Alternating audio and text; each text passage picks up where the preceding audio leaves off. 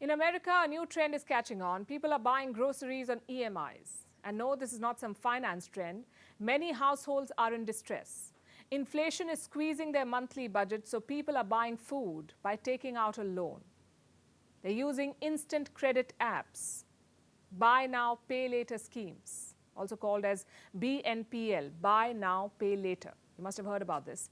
It's the hottest trend in finance. You buy something today on a loan. You get what you need on the same day, but you don't have to make the payment. You can split your bill in easy installments and pay the loan over a period of time. Now, buy now, pay later is not a new idea, really. People use it all the time to get their favorite gadgets, to buy appliances, or for a big ticket purchase like a car. But buying food on EMI is a sign of financial pain. It usually means you don't have enough money in your pocket today. You're going into debt just to put food on your plate. American households have been going through this pain for some time. Let's look at the numbers. How many Americans use buy now, pay later apps? About 50% according to a survey. Out of these, 1 in 5 use apps to get groceries. 27% Americans use these loans as a bridge just to get through the month before the next paycheck lands in their accounts. They take out a loan. Now let's look at the breakup of these loans to understand how BNPL, buy now, pay later money is spent. In the first 2 months of 2023, 40% of BNPL loans were issued on groceries, 40%, 38% on home furnishings, 8% on apparel. So groceries had the highest share, 40%. And clearly there's a problem here. How did Americans end up with no money? It began during the pandemic. Many households needed financial support, so they turned to these apps because they're very easy to use. Getting loan is as easy as installing an app and signing up. In 2019, buy now, pay later loans amounted to just $2 billion. In 2021, this number had shot up to $24 billion, and that's a jump of more than 1,000%. So BNPL loans became popular during the pandemic.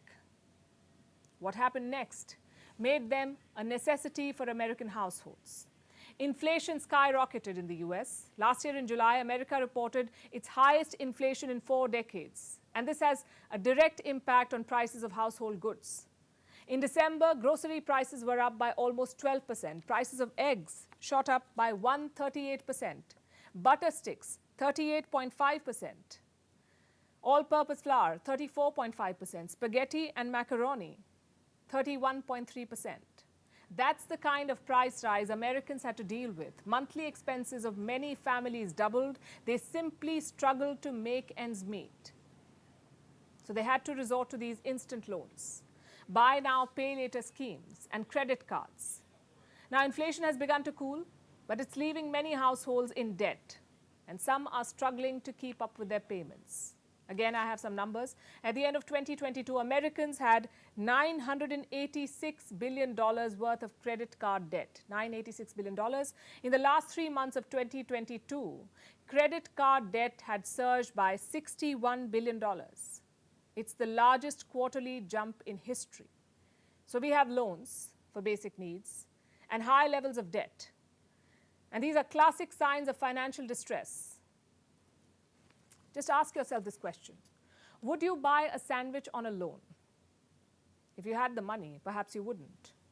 You would avoid falling into debt over a sandwich. But American households seem trapped in a debt cycle. They're taking loans to make ends meet. And this never ends well.